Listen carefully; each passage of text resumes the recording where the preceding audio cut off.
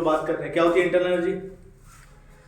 Total energy content of a system is known as internal energy of a system. ठीक है, total energy कितनी है किसी system के पास, उसी को हम क्या बोलते हैं? Internal energy. एक इंपॉर्टेंट चीज इसमें आपको ध्यान के रखना है इंटरनल एनर्जी में, इंटरनल एनर्जी सिस्टम की वो एनर्जी होती है जो टेम्परेचर के चेंज होने से चेंज हो।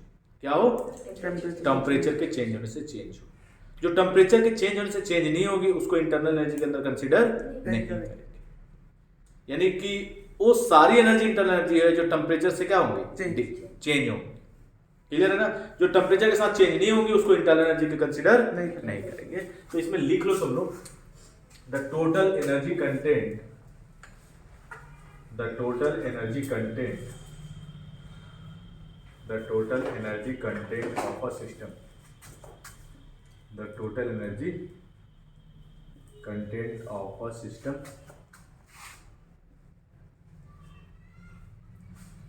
is known as internal energy, is known as internal energy। Clear है? तो मैंने पहले ही बताया था आपको कि इंटरनल एनर्जी को हम लोग यू से और कैपिटल ए और कैपिटल ई दोनों से हम लोग रिप्रेजेंट कर सकते हैं। ठीक है, तो क्वेश्चन आगे नहीं पूछोगे सर मैंने तो देखा था ई से रिप्रेजेंट किया हुआ था या यू से, दोनों से हम लोग रिप्रेजेंट कर सकते हैं। ठीक है, नेक्स्ट इंपॉर्टेंट चीज अगर हम लोग इंटरनल एनर्जी की बात करें तो ये थर्मोडायनेमिक स्टेट फंक्शन होता है। क्या होता है? Thermodynamic state function. और जितने भी स्टेट फंक्शन होते हैं उनकी हम लोग एब्सोल्यूट वैल्यू कैलकुलेट नहीं कर सकते। क्या कैलकुलेट कर सकते हैं? चेंज निकाल सकते हैं। क्या निकाल सकते हैं? चेंज। तो ये भी पॉइंट तुम लोग लिख लो, it is a thermodynamic state function, it is a thermodynamic, it is a thermodynamic state function, it is a thermodynamic state function, so we cannot calculate, so we cannot calculate, so we cannot calculate the absolute value of, the absolute value of, the absolute value of internal energy। तो internal energy की हम लोग absolute value calculate नहीं कर सकते हैं। क्या calculate कर सकते हैं? We can calculate, we can calculate change in internal energy, we can calculate change in internal energy. तो जितने भी स्टेट फंक्शन होते हैं थर्मोडायनेमिक स्टेट फंक्शन, उसके हम लोग एब्सोल्यूट वैल्यू नहीं निकाल सकते। क्या निकाल सकते हैं? चेंज निकाल सकते हैं। क्या निकाल सकते हैं? चेंज। देखो स्टेट फंक्शन क्या होता है सृष्टि?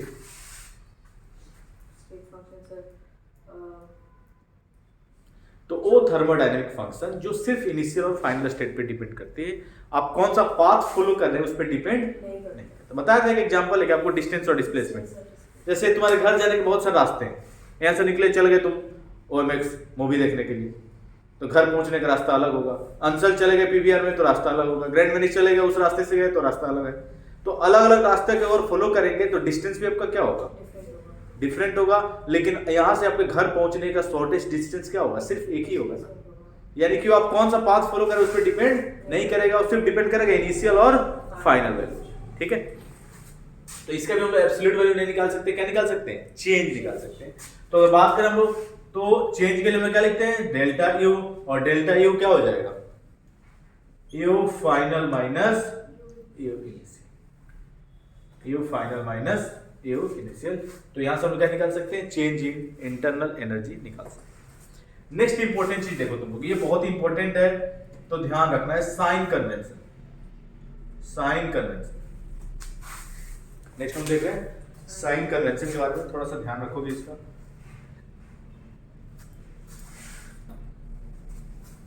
तो साइन कन्वेंशन के बारे में बात करें, साइन कन्वेंशन देखो, ये आपका सिस्टम है, ये आपका क्या है? सिस्टम है। क्या होता है सिस्टम? सृष्टि क्या है? और ये आपका क्या है? सराउंडिंग है। तो कोई भी चीज जो यूनिवर्स में है जिसको आप कंसीडर कर रहे हैं वो आपके लिए क्या है? सिस्टम है। और उसके अलावा जो भी दुनिया हो क्या है आपके लिए? सराउंडिंग है। क्लियर है ना? तो जब भी कोई सिस्टम से सराउंडिंग पे हीट या वर्क का ट्रांसफर करते हैं, सिस्टम से सराउंडिंग पे क्या करते हैं? हीट या वर्क का ट्रांसफर करते हैं, तो हीट और वर्क दोनों ही क्या होंगे? क्या होंगे? निगेटिव। क्या होंगे? निगेटिव। और जब भी सराउंडिंग सिस्टम पे हीट या वर्क का ट्रांसफर करेगा तो उस केस में हीट और वर्क क्या होंगे? कोई डाउट है? ठीक है। और पहले ही मैंने बता रखा है कि एलियस यादव वाला ये सिस्टम नहीं है, ये आपका केमिस्ट्री के थर्मोडायनेमिक्स का सिस्टम है। ठीक है। तो सिस्टम से जब भी सिस्टम सराउंडिंग पे क्या करेगा? हीट या वर्क का ट्रांसफर करेगा, तो हीट या वर्क क्या होगा? नेगेटिव। और सराउंडिंग सिस्टम पे हीट या वर्क का ट्रांसफर करेगा तो क्या होगा? पॉजिटिव। चलो एक इंपॉर्टेंट चीज, एक एग्जांपल हम ले लें। जैसे मान लो गैस का एक्सपेंशन हो रहा है। गैस का क्या हो रहा है? एक्सपेंशन। क्या होगा देव? गैस का एक्सपेंशन हो रहा है तो वर्क डन पॉजिटिव होगा या नेगेटिव होगा? गैस का एक्सपेंशन हो रहा है तो वर्क डन नेगेटिव होगा। क्यों? क्योंकि सिस्टम से सराउंडिंग में सिस्टम से सराउंडिंग पे क्या हो रहा है? सिस्टम जो है किस पे वर्क कर रहा है? सराउंडिंग के ऊपर। तो इसीलिए वर्क डन क्या होगा? नेगेटिव। अच्छा, गैस को अगर हम लोग कंप्रेस करेंगे तो भाई कोई एक्सटर्नल प्रेशर ही लगा के तो प्रेस करेंगे उसको। एक्सटर्नल प्रेशर लगाएंगे तभी तो कंप्रेस होगा। तो जब भी कंप्रेशन हम लोग करते हैं गैस का, यानी कि हमेशा सराउंडिंग किस पे वर्क करता है? सिस्टम के ऊपर। तो उस केस में वर्क डन या हीट क्या होगा? पॉजिटिव। याद रहेगा? क्लियर है? तो ये साइन कन्वेंशन इंपॉर्टेंट है और यहां इसका यूज भी है आगे काफी। ठीक है, तो ध्यान आपको रखना। देखो, तो नेक्स्ट हम लोग बात करेंगे इसकी first law of thermodynamics. First law of thermodynamics होता क्या है?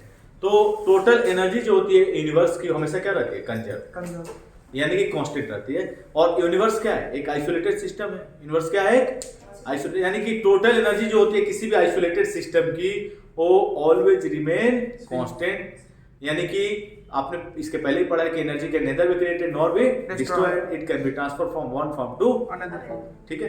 तो टोटल एनर्जी जो होगी यूनिवर्स की हमेशा क्या रहेगी? कांस्टेंट। ठीक है। तो इसमें लिख लो, तुम लिख लो the total energy of the universe, the total energy of the universe, the total energy of the universe, of the universe always remain constant, always remain constant। constant का मतलब क्या होता है? सृष्टि। अब आपका हाइट कांस्टेंट हो गया, मतलब क्या इसका मीनिंग? मतलब चेंज नहीं होगा। तो कांस्टेंट का मतलब है कि उसमें कोई चेंजेस नहीं, यानी यूनिवर्स की जो टोटल एनर्जी होती है हमेशा क्या रहती है? कांस्टेंट। ना ही घटता है ना ही बढ़ता है। एक फॉर्म से दूसरे फॉर्म में क्या हो जाता है? ट्रांसफर होता है, लेकिन कोई चेंजेस नहीं होता है। ठीक है। अब समझोगे, थोड़ा सा लिखोगे नहीं, पहले समझ लो। Let us consider a system, let us consider a gaseous matter. इसका let us consider a system of gaseous matter, let us consider a system of gaseous matter, let us consider a system of gaseous matter, let us consider a system of gaseous matter and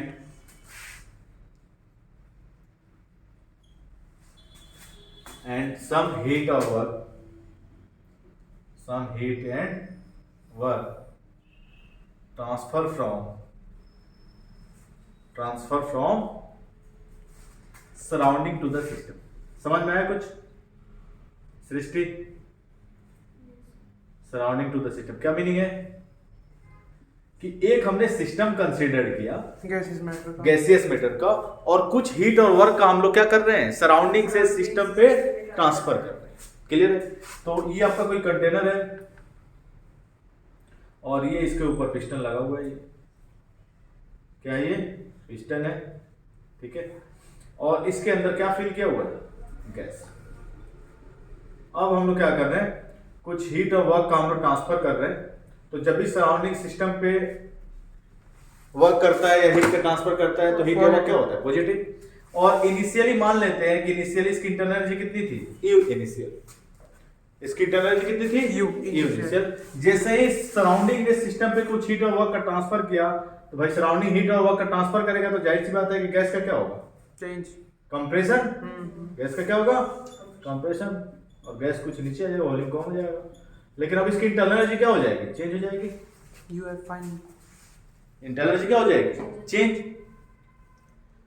अब देखो यहाँ पे अगर हम लोग you final लिखना चाहें, क्या लिखना चाहें, यहां से मैं लिख रहा हूं यू फाइनल अगर हम लोग लिखना चाहें किसके इक्वल होगा बताओ। यू फाइनल आपको कब मिला जब कुछ Q हीट और कुछ W वर्क का आपने ट्रांसफर किया किसी सिस्टम पे, जिस सिस्टम की इंटरनल एनर्जी कितनी थी Q इनिशियल, और टोटल एनर्जी क्या रहता है कंजर्व रहता है, यानी कि U फाइनल जो होगा इन तीनों के क्या होगा इक्वल। ठीक है, यानी कि U फाइनल किसके इक्वल हो जाएगा U initial plus Q plus W। System की इनिशियल इंटरनल एनर्जी कितनी थी U इनिशियल, अब कुछ हीट और वर्क का आपने ट्रांसफर किया सराउंडिंग से सिस्टम पे तो इसकी इंटरनल एनर्जी कितनी होगी U फाइनल। और U फाइनल आपको कब मिला जो पहले से इंटरनल एनर्जी U इनिशियल थी और इस पे आपने कुछ हीट और वर्क ट्रांसफर किया तब किसके इक्वल हो U फाइनल के, यानी U फाइनल किसके इक्वल हो जाएगा U initial plus Q plus W। कोई डाउट है नहीं, तो यहां से अगर हम लिखना चाहें तो U फाइनल माइनस क्या हो जाएगा U initial is equal to क्या हो जाएगा Q प्लस W। और U final plus U initial क्या होता है चेंज इन इंटरनल एनर्जी, क्या होता है change in internal energy delta U, और delta U is equal to क्या हो जाएगा Q प्लस W। और this is the mathematical form of, this is the mathematical form of, mathematical form of first law of thermodynamics, first law of thermodynamics. तो ये आपके chapter का पहला mathematical form है जो ध्यान आपको रखना है।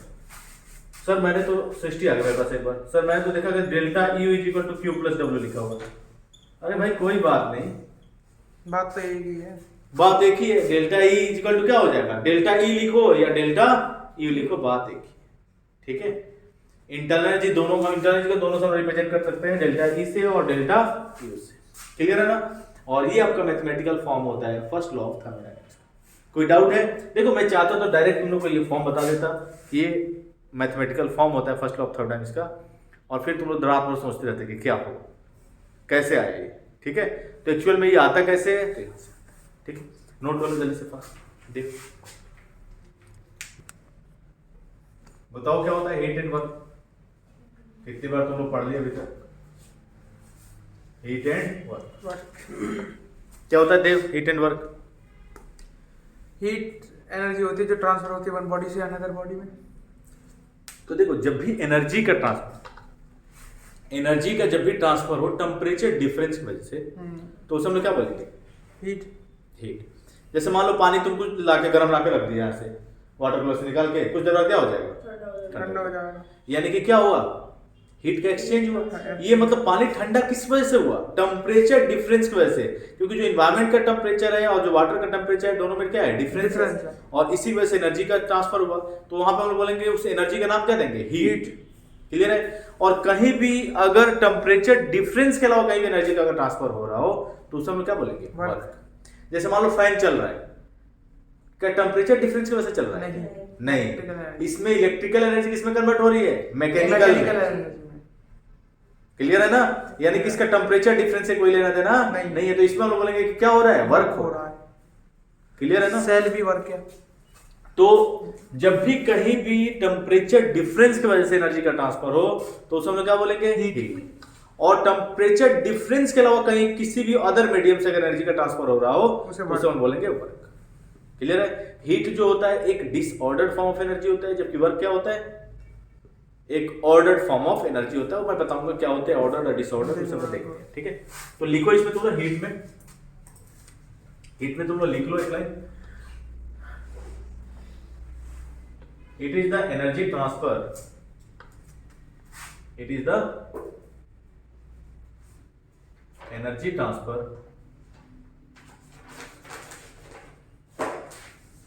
It is the energy transfer due to temperature difference. It is the energy transfer due to temperature difference. Temperature difference. तो जब भी टेम्परेचर डिफरेंस के वजह से एनर्जी का ट्रांसफर होता है तो उसमें क्या बोलते हैं? हीट। नेक्स्ट अगर हम लोग बात करें तो it is a disordered form of energy. अभी बताऊंगा ऑर्डर्ड क्या होता है। Disordered form of energy. Energy का क्या होता है? डिसऑर्डर्ड फॉर्म होता है। Disordered form of energy. Clear है? नेक्स्ट अगर हम बात करें वर्क की, वर्क क्या होता है? तो वर्क की अगर हम बात करें तो it is the energy transfer due to any means. It is the energy transfer. It is the energy transfer due to any means. Due to any means other than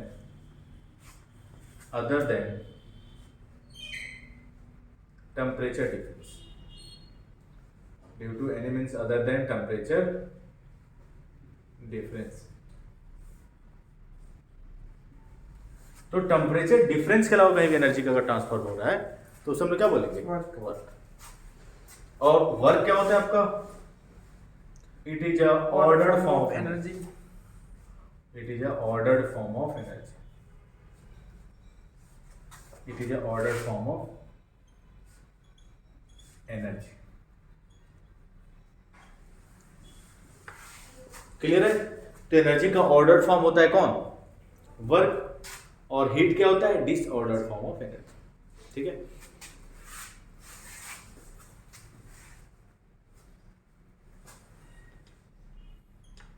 यहां पे हम लोग ले लें हीट और यहां पे हम लोग ले लिए वर्क।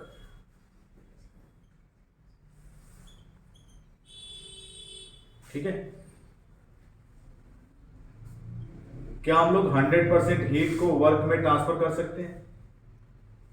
और क्या वर्क को 100% हम लोग हीट में ट्रांसफर कर सकते हैं? बताओ। इस पे भी क्वेश्चन आया हुआ था एक बार। नहीं कर सकते।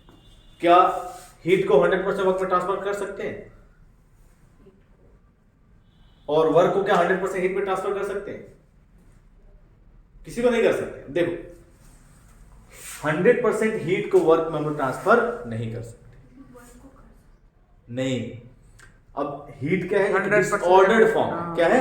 डिसऑर्डर्ड फॉर्म है। मान लो ये चेयर ही लगा हुआ है, इसको हम लोग क्या करें? इधर उधर कर दे, बिल्कुल इसको बिखेर दे हम लोग, और बोला जाए कि एज इट इज जिस फॉर्म में था उसी फॉर्म में रख ले, तो क्या 100% हो सकता है? क्या 99% होता है, हो सकता है, लेकिन 100%। अब ट्विन टावर है, एक बार गिरा दिया क्या डेमोलिशन हो गया उसका, क्या 100% वैसे ही बिल्कुल बन सकता है क्या? नहीं, दिखने में भले लगेगा लेकिन एक्चुअल में सारी चीजें 100% वैसी नहीं हो सकती। क्लियर है? यानी कि सिंपल समझो कि किसी टूटे हुए चीज को 100% जोड़ना पॉसिबल नहीं है। अब किसी का पैर ही टूट जाता है, देखते हो पूरा पहले की तरह होता है क्या? नहीं, वो वाली जान ही नहीं मिलेगी उसमें। ठीक है, लेकिन किसी को तोड़ना है, अगर मान लो कि कोई जुड़ा हुआ है उसको तोड़ना है तो 100% तोड़ सकते हो। बिल्कुल तोड़ सकते हैं। यार ट्विन टावर का देखो डेमोलिशन जो हुआ तो 100% क्या हो गया? हाँ, टूट गया। तो वर्क क्या है? ऑर्डर्ड फॉर्म में। और ऑर्डर को डिसऑर्डर करना क्या? भाई लाइब्रेरी में गए, बोले कि सारे बुक को बिखेर देना है, बहुत ही आसान काम है, 1 घंटे में बिखेर दोगे। लेकिन बोला जाए कि बिखेरने के बाद जैसे था पहले बुक रखा हुआ तो एज इट इज वैसे ही रख लो, पॉसिबल है? नहीं। यानी कि ऑर्डर को इसलिए कहते हैं बनाना किसी को क्या है? आसान। मुश्किल है। बनाना मुश्किल है, तोड़ना आसान। तोड़ना क्या है? आसान। ठीक है, तो 100% हीट को हम लोग किसमें ट्रांसफर नहीं कर सकते? वर्क में। लेकिन 100% वर्क को हम लोग किसमें ट्रांसफर कर सकते हैं? हीट में। यानी कि ऑर्डर्ड को डिसऑर्डर्ड हम लोग 100% कर सकते हैं, लेकिन डिसऑर्डर्ड को ऑर्डर्ड नहीं कर सकते।